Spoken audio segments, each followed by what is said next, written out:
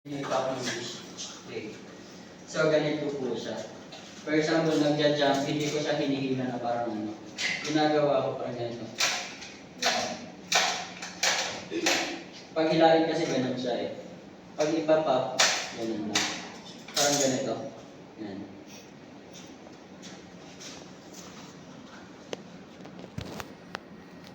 Ito kasi medyo matapang yun sa nasa eh. Hindi siya natatapang.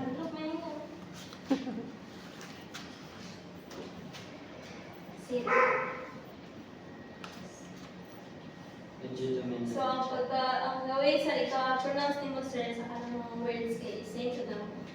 I don't know. Medyo clear siya, tsaka medyo firm. Sit, Firm. hindi yung parang sit parang nagmamakaawa ka parang gabi ng aso. Huwag namin masyado sweet yung tone every time ipipet niya siya. Pwede mo ito sir. I-build mo siya. Very fast.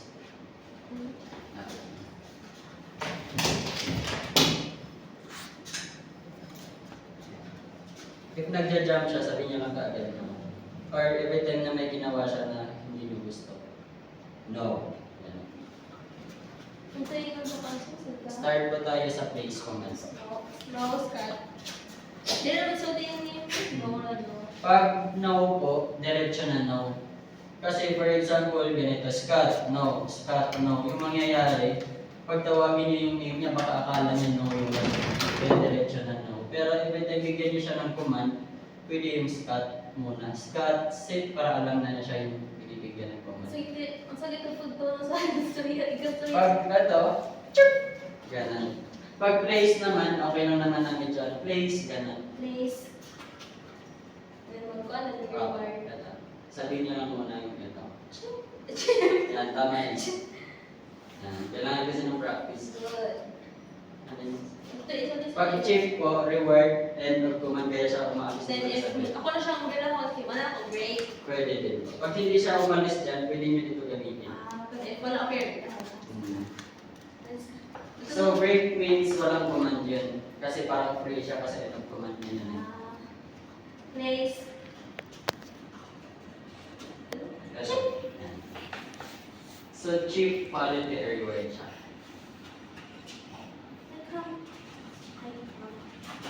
Sit. Ano? Sit. Sit. Yan. Huwag lang po masyado malapit din sa mukha. Hindi kahit mga ganun lang. Nag-isa-isa rin natin siya. Depende po. Pwede din mga apat. Place. Ano, iwan niyo po siya dyan sa bed. Pwede nyo i-drop yung leash. Yan na nakasyabuhan niya lang. I-drop lang. Ano lang ako. Kasi place means dyan ka lang sa bed. Good. Yan. Ano yung tuloy niyo yung leash. Ano yung alis kayo. Yan. Stone down sa down. Down first like this. Down. Down, Scott. Down. Hintayin niyo siya mag-down. Down. Pag hindi siya nag-down, pwede niyo tira ko ng leash pa doon. Down. Yan. Place. Stay. Like this. Ang signal. Stay. Try ko kayo ikot sa bed. No. No. Ipa-place niyo siya. Place. And then stay. Stay. Sige, pag-ikot na kayo.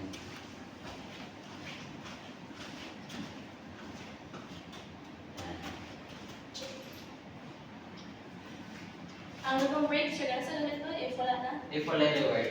For example, place. Good. So, Hindi pwede na ako din magpaano na. Reward. So, pwede like ko niya. Stay. Ang ihambal dyan kay sit, down, o taning place. Inside. Inside place. Inside. Inside. Inside. Inside. Ayusin mo na yun. So, pag hinihila nyo siya, make sure na yung leash na kagano. Huwag yung sasapit dun sa paa. Baka Inside. mapiang. Inside. Yan. Inside. No. Di ba inside niya siya ulit? Inside. Ilabas niyo muna siya. Ano yung ipasa ko ulit? Inside. Inside. Ano yung reward? Yung reward mo kasi ma'am, pwede na kasi siya, ano dyan eh, umalis dyan. Or pwede na gawas siya siya. pero pag sinabi mo inside, hanggang wala ka pang sinabi, yung ulo hindi dapat lalabas. So, dapat na rin siya sa side. Inside, no. No. Inside. No, inside. Ayan. So, okay lang yung ganyan. Basta wag lang yung halos half ng katawan is nasa labas na. Quick, kaya siya lumalabas ka agad. Kasi hawak niya na yung food. Akala niya na i-reward na. So, pwede niyo gawin, wag mo na kayo hawak ng food. Sabihin niyo lang, inside. Di ba wala akong hawak, kaya siya hindi kumakalis ka agad. Pag sinabi ko na chip, yun yung time na pwede na siya lumabas niya. Stay. Ano yung alis ko ba? Ah, no. No. Ipasok mo siya ulit. Inside. Inside. Stay. No, inside. And stay. Inside. Stay. Yung ano kasi ma'am eh, yung career na yan, minsan kasi mas mataas kasi siya na asin. Stay. Hindi nga siya makatayo dyan, lagi lang siya nakahiga. Pag Tapos, gusto lang ako ano sir, sa katong kuan ba nila? Mura gito lang Ganito na lang. kuan. Good. So, i-break mo siya. Reward. Check. Ngayon naman ma'am, ipa-inside niya siya, i-close niya yung ano. Inside.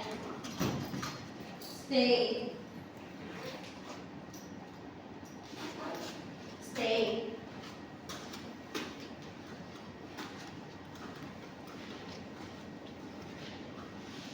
And then minsan, try niya umupo doon, and then i-reward niya siya kapag nasa loob siya. So, pwede nakaganan yung ano, pinto ng ano, career niya. Pwede nakaganyan, and then dito kayo mag-reward. Habang nasa loob siya. Stay on. Check. Check. Minsan mahirap. Pwede niyo i-order Hindi man siguro na nakakuan, hindi ko. Ganun ko kayo. Or sa front, pag siguro na ako sa'yo. At sa front, puro ibutang ang kuan. Yung ano, career. Mas madali. Yan kasi, pag sa front kasi, masyado na mababa dun sa ano, career niya. Kaya yun lang kasi yung upuan namin dito na pwede i-practice sa kanya. Makatry na ba sir ang open dili sa baba? Wala siya. Nagja-jump nga siya. Wala siya. Okay, sige. Try natin. Nandito siya sa taas dati. Hindi bumabasa.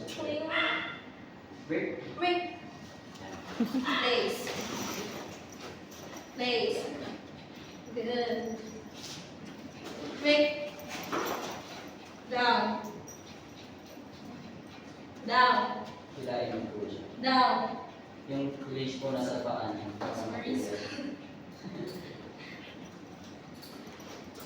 Down. Down. Come on. Hilain niya lang po siya. ma'am. Down, Scott. Down. Yan. Good. Excellent.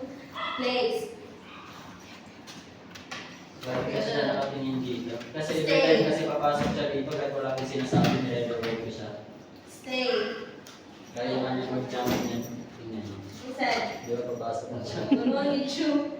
Kasi dito kasi kahit wala akong sinasabi na inside, pag papasok na siya dito, mag-isa nire-reward ko siya. Chew. Stay. Stay.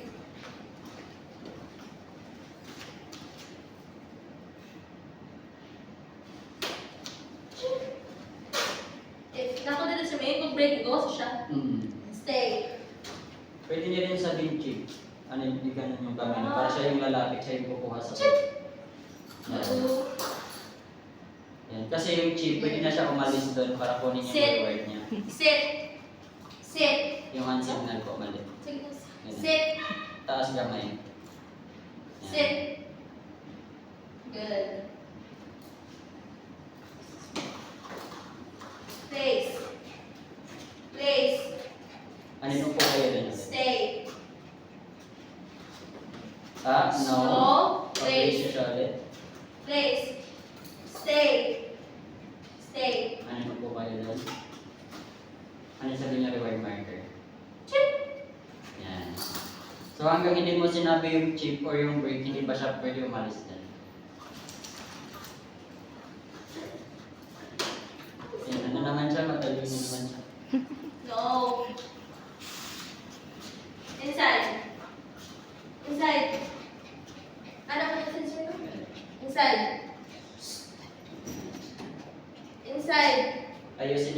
paa niya. Maliit kasi sa kanya eh, kaya siya lumalagpas. Tingnan niyo, pag tatayo siya dyan, hindi siya makatayo ng ano. Stay. Yung ulo nga niya, nakaupo lang siya. Lalo na pagtatayo.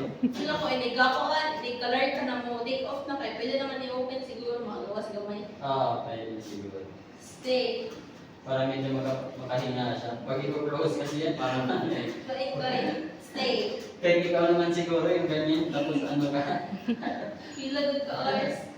Check! Siya na nandyan. Pero pag sa bahay, mas maganda, i-reward niyo siya palagi dyan sa loob lang. Yan. Saka ng mga sit, ilang ay good lang na. Siguro pag papasokin niyo siya dyan, ipa-CR lang muna siya. Make sure na tapos na siya mag-CR. Siguro yung ano, iba tayo papasok siya dyan yung ano na, tulog na kayo. Yung parang ano na, palong-tulog. Ganun. Sit. Asa daw sit siya? Sit. Pag sit, pag medyo mataas lang dun sa ulo niya, para makikita niya yung kamay niya. Para, Down, anak. Anak. ganun. Down. Down. Pag hindi siya nag-down, yun yung time na hilain niyo siya pababa. Down. Huwag niyo siya i-pet pag ganyan. Dapat yung ano lang. Pag 4-5 muna naka-down yung aso, hindi dapat yung chan niya is nasa itaas. So dapat nakaganito siya. Down. Ganyan. Pag naka-down siya na yung belly niya, pinapakita niya, huwag niya i-reward. Break. Down. Yan, ganyan. Okay yung ganyan. Please. Sit. Face. Inside. Tatagol ko.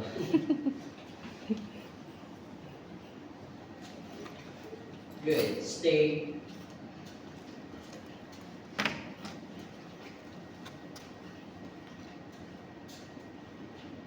Good. Pag siguro ilagay siya dyan, pwede naman siguro may leash, no? Pwede lang. Naman na siya kuan. Naman na yung siyang iyang kuan. Na nakahook sa bag. Na kuan mo. Kasi, for example lang, like ipapasok siya dito, i-close to. Para lang if in case na magbabark siya, pwede siya sawayin. Yung e-collar kasi pwede mo pindutin lang kaagad. Pag ito naman, siguro pwede siya ano lang, ilusot lang gamay ng leash. Para na siya para na yung magbunita na pwede magbabark siya. Naman itong leash na katulit ng favorite. Yung siguro yung gamay lang na leash. Like ganyan, like nakaganan lang. Para every time magbabark siya, para makuha niya yung attention. Wala na ang maragihan, color na lang. Pagkilahod, ang kalit. Cup lang. Kasi yung e-collar kasi bawal siya, pwede siya video. Pero sa katong, i-down yung mag-isip niyo kay Nail, anang dali siya, nagkalit. Parang ano lang siya, constant wish pressure pataas. Hindi siya parang biglain mo yung aso. Kanala ka na i-flat mo na siya. If kaya din, mas maganda sa layin niya din siya ilabas-labas. Ito kasi siya, medyo reactive siya kami. Magkakang may kuwan yung ito niya, sige na siya pumawin. Hanggang sa masanay siya ng normal na lang yung mga tao na nakikita niya sa yung aso. Dito kasi, everyday naman siya nakikita ng aso dito. Gagawin din siya na makorek. Pag hindi kasi bawal eh. Kailangan niya talaga na maging kalma. At ito kayo, mag-igdami sa igdaan mo kayo, hindi siya gawaw. Nagabihan yung mga portal, di siya magawas. Hindi ka nang kablihan. Hindi sila sa niya, masukot sa Try niyo siya, may ginagawa kayo, lagay niyo dun dito. Every time maalis siya, lagay ulit. And then every time may command, dapat huwag niyong hayaan na parang hindi gawin. Kasi masanay yung aso na, okay lang naman para hindi gawin yung command na sinabi niya. Kung ano kayo, basig ikapun ba? Sapos si ate, kahit naman sila ikatabang niya. Pati magbantay doon, after class ang command to. Niya, kasi niya, ikuan, mo na may niya pa niya, basig ikiran niya sa leash kay. Baka ma-spoil mo naman to, hindi naman siya gumagalaw. Tingnan naman ito lang siya nga, pala ikuan ang food niya, kada ihatag ay ikaon, itang mukha kayo niya. Iyan ang minubot ng tanan. Parang ano lang, parang barala ka natin kung gagawin. So, gawin niyo lang dito, every pag-uwi niya, di ba yung kain niya dati sa bowl? Instead sa bowl, gamitin niyo as reward sa training. So, training na siya sa Training time is meal time. Kung saan na siya po answer ka ng sa mga time siya makaon? Kung anong oras niyo siya pinapakain dati, yun yung oras ng training. At ako ano man ito. Ganun na na sa ubos ng food ba? Parang siya na yung bahala kung kailan siya kakain. So dito kasi, kung anong oras kayo free, for example sa umaga, if kaya niyo kahit mga 1 to 5 minutes Anong lang. ko ka lang, after class ako makadto ba niya? Katry sa week lang. Yung helper, turuan niyo, if kaya ito, pwede nadalhin yung helper na mag-handle sa kanya sa bagal.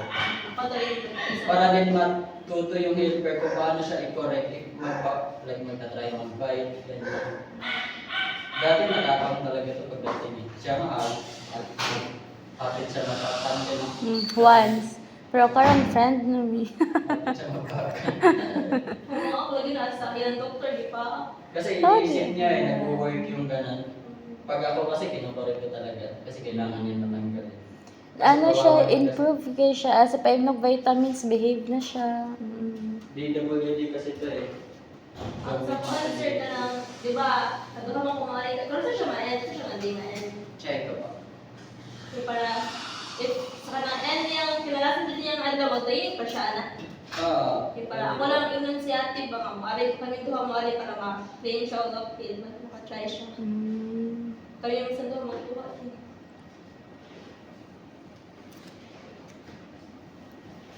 Start.